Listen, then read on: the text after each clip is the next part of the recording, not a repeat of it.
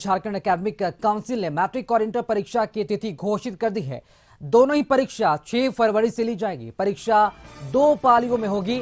6 फरवरी से शुरू होकर परीक्षा 26 फरवरी तक चलेगी।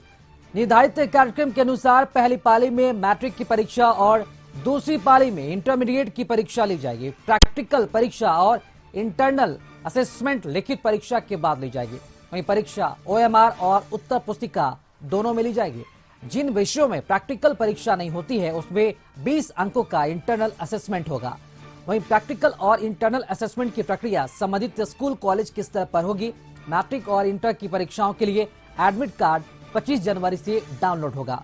स्कूल और कॉलेज को जैक की वेबसाइट से एडमिट कार्ड डाउनलोड कर परीक्षार्थियों को देना होगा और इससे संबंधित निर्देश जारी कर दिया गया है। मैट्रिक और इंटर दोनों परीक्षाओं का रिजल्ट 15 जून तक जारी किया जा सकता है।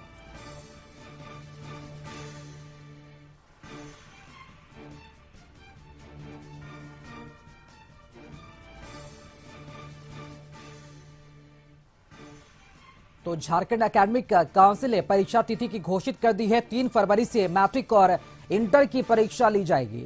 इसी के साथ साथ आपको यह भी बताते चले कि 26 फरवरी तक मैट्रिक और इंटर की जो परीक्षा है वो होगी। और इसी खबर पर अधिक अपडेट जानकारी देने के लिए संवाददाता रांची से संदीप हमारे साथ जुड़ चुके हैं। संदीप, मैट्रिक और इंटर परीक्षा की जो तिथि है उसकी घोषणा कर दी गई है। जानना चाहेंगे क्या इस पर पूरा अपडेट है झारखंड एकेडमिक काउंसिल की तरफ से?